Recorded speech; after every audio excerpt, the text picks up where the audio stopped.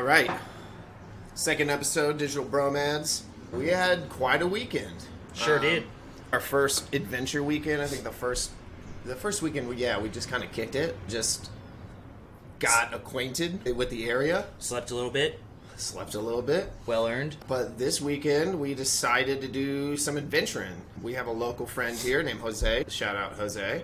He is a motorcycle rider, so we decided to join the biker gang and rent a couple motorbikes. Not only are we digital bromads, we're also biker bros. Yeah, all the bros. Biker bros for sure. That was Motorcycle my people. first time even... I've been on a motorcycle before, but never ridden it, so that was an experience. Yeah, he was very nervous, I'll tell you that much. Maybe not, scared, but, a little timid. I've been, obviously, since the last episode, I've been, traveling quite frequently, and a lot of places I like riding motos. Even a lot of these South American countries, especially Colombia, I love riding motos. And if I can't ride motos, I ride bicycles, which is pretty much the same thing. And you're in the city traffic, weaving in and out sometimes. But here in Colombia, it is something else. Oh, yeah. Riding your first time in Colombia is both challenging and exhilarating, I think. And you've been here long enough to see that the vast majority of traffic is via motos. It's motorcycles and stuff. Oh, yeah. And that means one of two things. One, the traffic is much more aware that there are a lot of motos. So it becomes a little easier to drive because you don't have to worry in California or another place in the States. A lot of those cars don't look in their mirrors for motorcycles and they're moving really fast, right? Yeah. Here, the cars are super careful. So you have the benefit of that. But also, you're surrounded by a bunch of traffic here that doesn't really follow too many rules. Splitting lanes, driving through the middle is it's allowed, it's legal, right? Yeah. There was at one point where Jose cut in front of a police officer and he split the lane and then I was right behind him. You would never do that in the States. Never. No, and I think that was super cool, just to have you get on your bike the first time here, because if you can do it here, you're going to feel a lot more comfortable elsewhere, too. Yeah, I think the driving in general was just it was just rebellious almost. Just there's no lanes, there's not a lot of rules, people just doing their own thing. But like you said, everybody was very cautious and aware. Yeah. And seemed to be accommodating to the bikes, even the foreigners driving through traffic like that. Yeah. We'll kind of get into where we drove to, but what really stood out to me was the rental process. For one, price wise, we spent a whole whopping about $33 to rent it for per day, $33 a day, which to me is nothing. That's pretty good. We both had temporary licenses from the States because we just switched our addresses. So it's literally printed out on a piece of paper.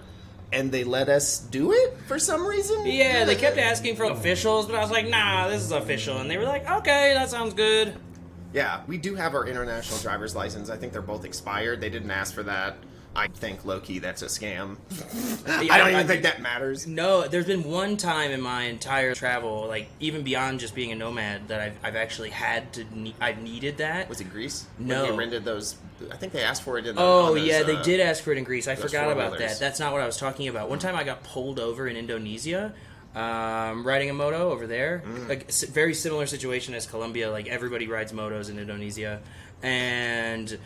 it's a big scam. Police officers look for foreigners out there because you don't have to wear helmets. What's the scam exactly? They stop them and then they ask for bribes. They tell you, "Hey, we're gonna charge you with this, blah blah blah," and then you just give them some money. But I was able to pull out my international driver's license and be like, "No, I'm legally allowed to drive here," blah blah blah, and then I just walked away. If I didn't have that, I believe that they would have tried to finesse me for some sort of bribe. Yeah. Yeah, and I feel not to go off topic, but that's kind of what we're here to do. I feel that's a big thing that a lot of people are scared of, just traveling internationally, is getting scammed and all these horror stories. Yeah. Which, of course, that's going to happen, but you seem to be fine, navigating shit like that. Yeah, you remember me telling you about that part of the road that was all messed up? Yeah, so crazy. So we'll continue talking about the rental process in just a second, but when we were driving, we in Colombia, my running joke here is there are the round number of 0 flat roads in this entire country. None. You're like, oh, it's a country. There must be some flat roads somewhere. Nope, not happening. And so because of that, sometimes the water rushes down. Evan just sent me an article this afternoon, about how there was a huge like mudslide, rock slide, injured 30 people. It was pretty far away from Medellin, but in the mountains, like, it rains. So obviously the rock slide. Yeah, obviously. And so it washes out part of the road. I swear, I promise you, man, like, the same spot where the road was washed out when I rode the bikes 6 months ago, last time I was in Colombia, same exact spot was just messed up a little bit. It's not like a huge stretch. You drove over it just fine. Take you a minute, max, like, to drive past this little spot. And there's this guy, he's not part of a construction crew, just a regular dude from this small village standing out on the edge of it, next to the road with a handmade, essentially, stop sign with go and stop on either side. And I don't know this for sure, but I swear he's out there probably just taking money, hoping that people give him money because the locals have to fix roads, I think. He wasn't doing a very good job. He was just like flipping it around, just like casually. No. Do you know in Indonesia, like, the government actually doesn't fix the roads? The towns, like, have to volunteer and raise the money in order to fix the roads out there. And so I think that's what's happening here. Interesting. And I think those people that are local know that to some extent and then give him money. I think that's just I would have stopped and gave him some money if I knew that. Yeah, scam or not a scam, it still benefits him, especially in small towns. Like a few dollars for us, for those people, it goes a long way. Yeah. The crazy statistic I've given to a lot of people here is that if you make over $900, $900 US dollars per month, you are in the top 10% of earners in this country. That's wild. That is wild. And so that's even in Medellin, right? Think about those small towns that we visited, like how much those people are really bringing in and how much they ultimately need. We buy a bottle of water and it's 25 cents. Our dollar goes a long way for that. It really does. Yeah. Going about the rental process. Yeah, $33 a day. It was pretty smooth, mainly I think because you went to that exact same spot and rented before. Yeah. But for somebody who's never really gotten on a motorcycle like that and ridden, zero instruction. Zero. Didn't even tell us how to take the kickstand off. Nope. So it was trial by fire. We even have a little clip that we took on our Ray-Bans Meta. Shout out Ray-Bans Meta. And Willie's just, okay, don't crash. That was our instruction, basically. Yep. But really easy to get the hang of it. So what we did is we ran our friend Jose knew the way. Luckily, we didn't have to actually navigate, so we just followed him. But straight into traffic, straight into Medellin traffic. Weaving through cars. I'm like, oh shit, I'm wobbly. I'm like, didn't want to hit anybody's mirror, but he's going through. I'm just like, I guess I'm just doing this. Between a bus and like a dump truck going through the middle. Yep. Horns going off. But yeah, like Willie said, lots of other bikes. They have the equivalent of Uber Eats here called Rappi.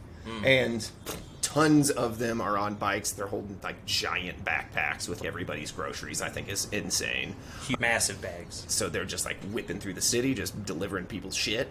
So we're up against that. I don't know, it just felt cool. We felt like a part of the community, the biker bro community. You told me that story about when we got with the group when we were coming close back to the house. Yeah, we just got really close and like 80% of the people waiting for the stoplight was all bikers, including us. So I just looked around. I'm just like, one of us. I just felt like a part of the biker community. It was cool. But yeah, so what we did on Saturday is we drove out of the big city, the hustle and bustle of what's behind us here, into these mountain towns that we originally wanted to go climb. We've been trying to climb this natural pyramid mountain called Saratusa for a couple times. He's gone out there a couple times and it's just failed every time. They're not very organized and it's hard to know when it's open. Basically, we get there. They close a mountain, by the way, which is weird in the sense of we arrive there and it closes at noon for security reasons.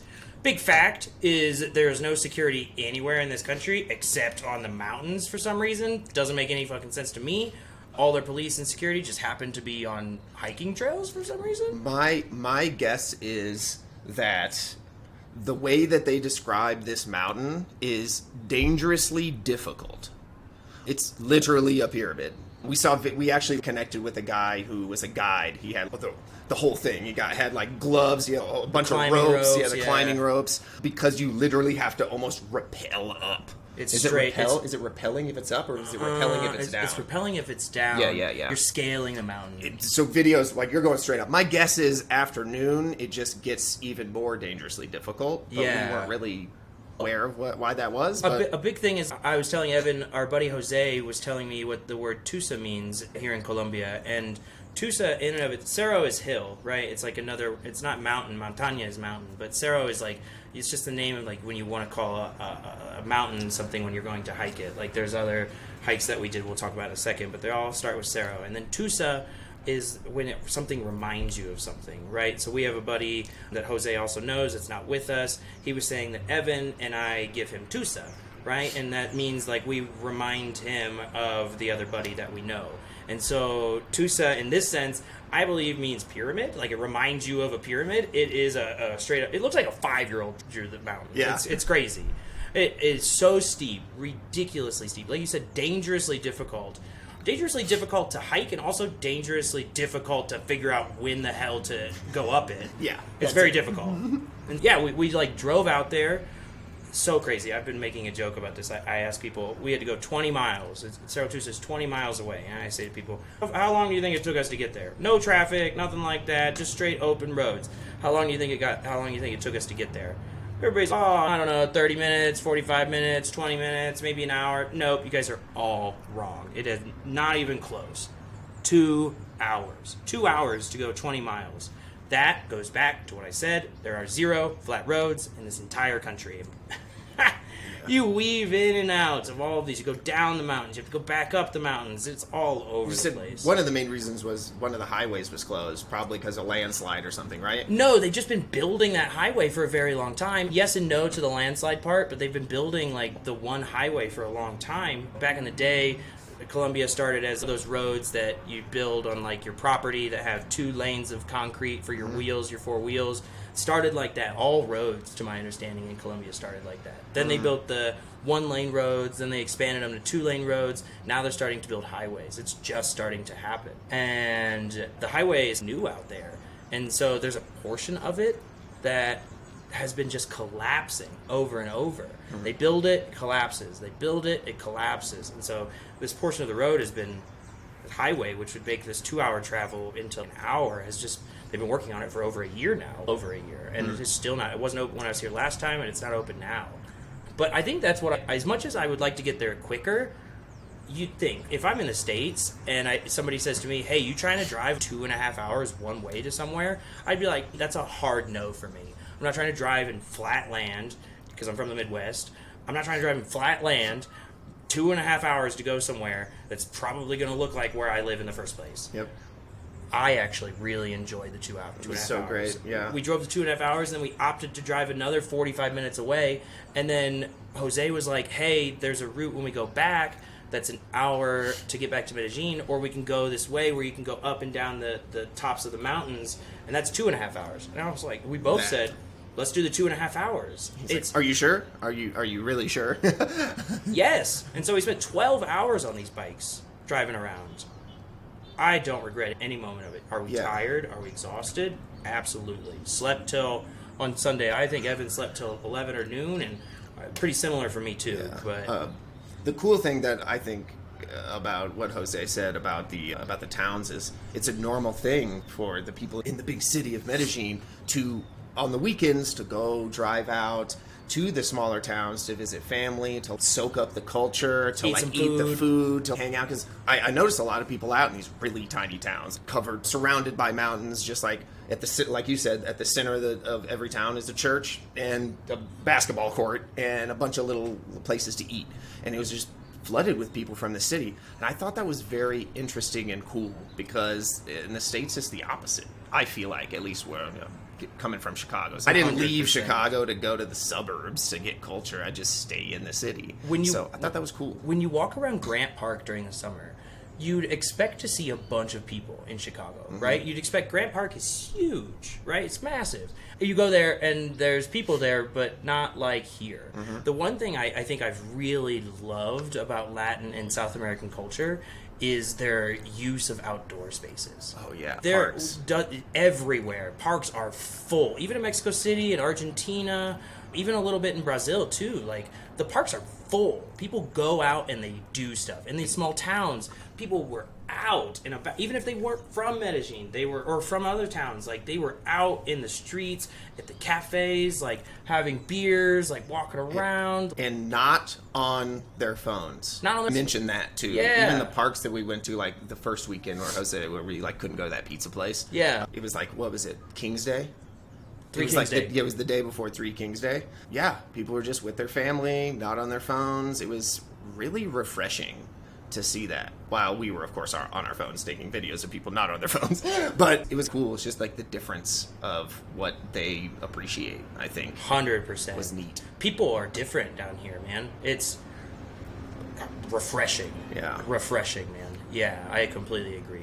But yeah, the motorcycle ride in the mountains, it was really freeing. I said to Willie when we were on our couple of our pee breaks and whatnot, I was like, I think we're biker bros now. I think this is just, I want to get a bike. I've been a bike guy for a minute, but I'm glad to have another guy with me doing it. Yeah, it was really neat. But yeah, we failed to do the pyramid hike again. Closes at noon. Didn't know that. I don't know why a mountain closes at noon. It seems crazy. That's that dangerously difficult.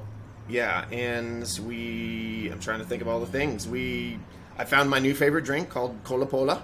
Cola Pola. Cola Oh, Pola. I almost forgot about that. Kind of coconutty. I'm not even sure what's in it, but Jose's like, you have to have this. It's like a Coke with like rum almost. Yeah, and that's I think why I got like a little coconut vibes, but it was really good, really refreshing. Comes in a can. It looks like a little soda can and just says Cola Pola on the front, and yeah, super good. I think that's just I agree with you. I think that might be my new favorite drink too. Yeah, we all day, just Saturday, we just rode a little bit, listened to some music while we rode. We stopped for some ice cream, for some Cola Pola, cerveza or two, A view, or two, maybe a blunt. Yeah, and just rode around freely. It was great. Every 30, 45 minutes, maybe less, we'd stop, go to the small town, have a little drink, have a little food, a little snack, get back on the bikes, go to the next town, see another vista, ride a little bit, drink some stuff, eat some stuff, and then get back on the bikes.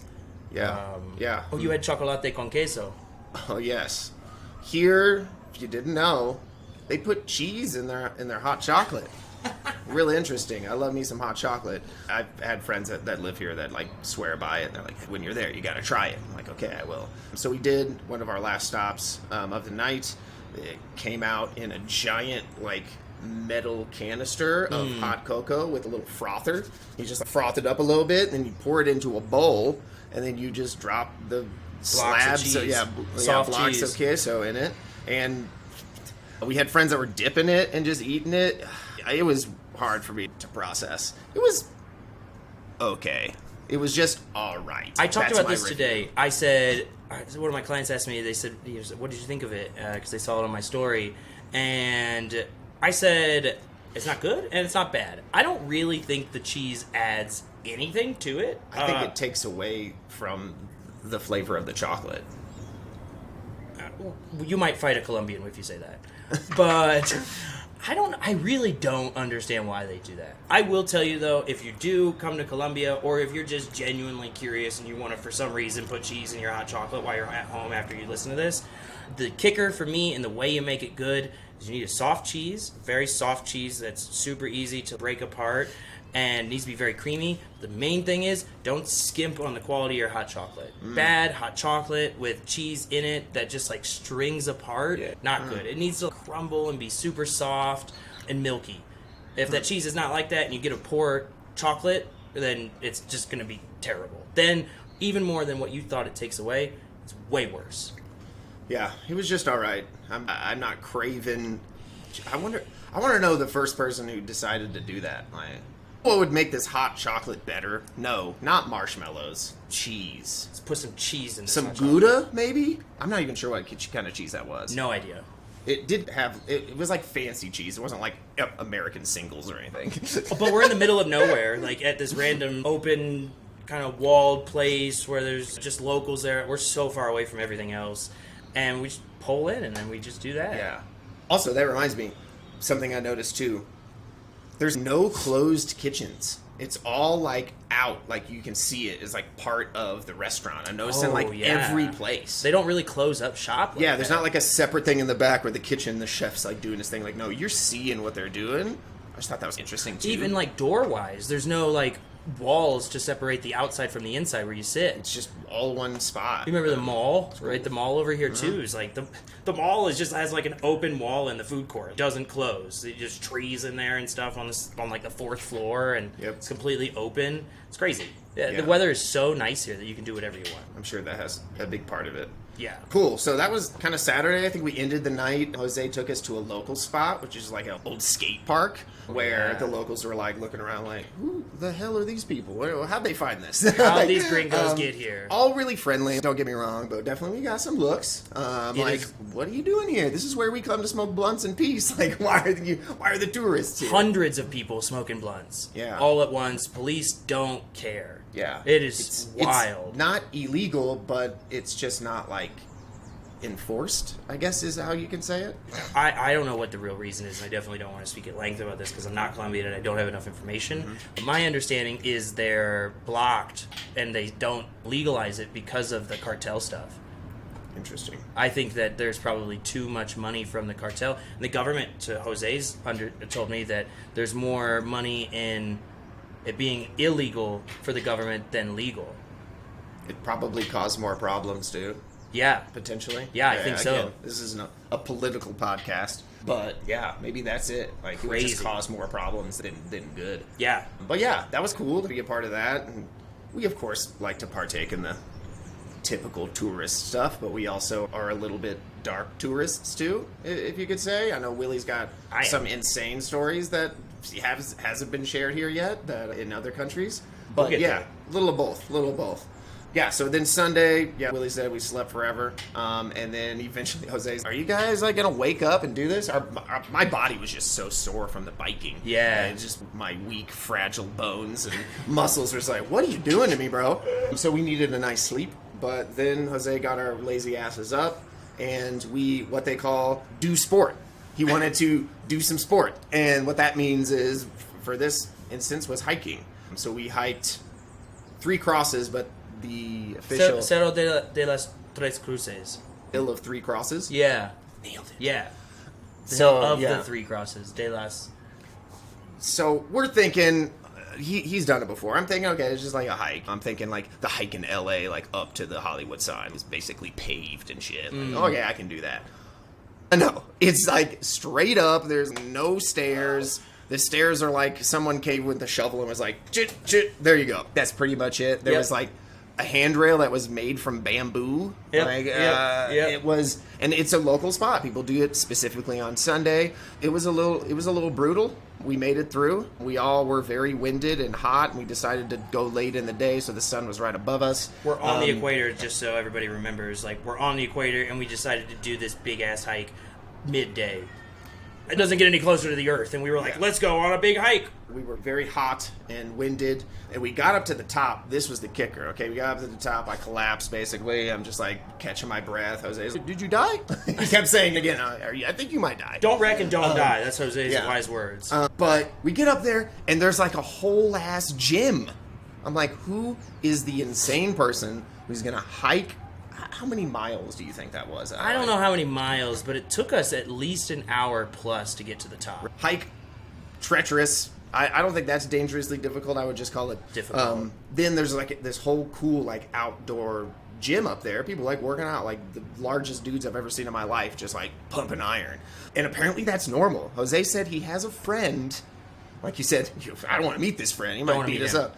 He has a friend that does this hike 3 times in a row, up, down, up, works out for an hour or so, and then comes down. I thought that was interesting. Again, I like to compare like the culture that I'm used to and compare to this, because what we're doing all this for. Yeah. The people at home are like taking their electric cars to Planet Fitness to work out for 45 minutes. These people are climbing a mountain to work out. It's so cool. It's so just, I don't know, just different and inspiring, and it seems tiresome. But The Also fact cool. that Jose like drives out into the mountains every week, like what we did, and then does that repetitively, and because most of his clients are in those small towns as a lawyer, you know, and then we're dead after doing that one day. He does it all the time, and then he just climbs the mountain like every weekend, and then like somehow has energy to do everything else. I feel like, yeah, I'm a little unhealthy. I smoke too many cigarettes, eat too many bad foods, you know, but I didn't have a problem with the hike. I just would find it very difficult to maintain the energy levels throughout all of that. Like, how? We're not workout bros, but We're a couple bros, but we're not workout bros. One would say by doing that, you get the energy. Doing that consistently. I'll gets you take the their energy. word for it. That sounds great. No problem. But yeah, it was just really cool. Once we got up there, we just chilled out. There was people with like actual, what would you call those? Like not motocross bikes, but just they're like just mountain like bikes. Mountain bikes, yeah. There's a video I have. Literally, it's just like a path that's just like going straight down. With 100% each We're just shit. watching them just scale down this mountain with these mountain bikes. That's what the mountain bikes are for. But it was wild. Like people, like we said, like they love the outdoors. It's always pretty nice, and they take advantage of it, and it's really dope to see. Meanwhile, right now, was January 15th, Chicago is like -5 right now. Like we're staying inside for a whole 4 months, and people out here just like enjoying the weather. I love it. It's great. One of the cool things, not only do they use the outdoor space here in Colombia more than I see in other, I said outdoor space is used in everywhere else in Latin and South America, but I feel like Colombia really values their outdoor, and more importantly, not just the outdoor space, but the greenery, like the actual jungle and the actual plants and flowers and trees that they have here. Like, you can't go a single place. I know you might not be able to see it too much here in this video, but you can't go anywhere in this country without being surrounded by greenery. But one of the more interesting things that I think you learned from Jose is that everybody here has one day that they can't drive. I think what my understanding of it is that it's picked randomly by the government, and that day you just can't use your moto. I think if you have both a car and a moto, they have separate days. Like, you can't use your car on this day and you can't use your moto on that day. The reason they do it is for smog, so that there's less pollution. I would like to see the data on that. Yeah. Jose says they've been doing it for a very long time, so I'm sure there's stuff we could see. Yeah. Maybe if we're good at this, we'll put a link into the data. I don't know, but I think that's so cool. And if you were to proposition somebody in LA, hey, you can't drive your car on a Wednesday, like, they would say, no, you're dumb. I'm leaving the state. Like, I'm going to drive anyway. You couldn't go anywhere. You could use the public transit, but people in LA, no. I feel like Mexico City should adapt that, because that is smog central. My nose was bleeding black when we were there for you go like up a to the month. roof and like you wipe down the tables every morning. They're covered in soot. Like, it was crazy. No, don't get me wrong. I'm not talking shit about a CDMX. I love Mexico City, but it is very dirty, air pollution wise. Like, not maybe the city per se, but yeah, I'm glad you brought that up, because that is a very interesting thing. His was Thursday, I think. He can ride his motorcycle on Thursday. But yeah, I wonder what that looks like for people who have to go into the office. Like, just Uber. Yeah, just taxi. Uber. You just take the public transit, which we haven't really experienced too much yet. It's very inconvenient to get to the subway. Yeah, I gotcha. But yeah, I think in a nutshell, that was our weekend. We did the dang thing. Yeah, more motorcycle rides to come here. I think we're going to do that a lot. Next 2 weekends. $33 a day. You can't beat that. I filled up once, and it was, I think, $7. Yeah, same. Wild. To drive like 12 hours essentially cost me $5 to $7 in fuel. Yeah. But yeah, overall, great experience. Thanks for hanging out with us. We'll be back. Every week, we're doing this. And we're going to tell you about all the cool stories, maybe some crazy stories, maybe some ventures, maybe some lesson learns, maybe some culture, or maybe just some crazy, stupid stuff. Probably mainly that. But love that. Yeah, I think we're going to try to bring in like the price difference too, to break down the barrier of, oh, it's too expensive and it's not approachable for me. Luckily, we work for ourselves and we work remotely, and we can make money while we're doing this, but that does not mean that you can't travel. So I think what we'll also try to throw in here is what's realistically going to cost, because I know it's sometimes confusing too. It is for me. Go to a different country, you're like dealing with drastically different currency, and it changes all the time. So we're just trying to break that down just to show you it's really approachable with what we rent places, transportation, what we do. Yeah, we didn't, other than the bikes, we spent like no money. Yeah. The food was almost nothing. Yeah. So to break down that a little bit too, but mainly just some crazy ass stories. A little bit of both. Thanks for listening. See you guys. Bye. Bye.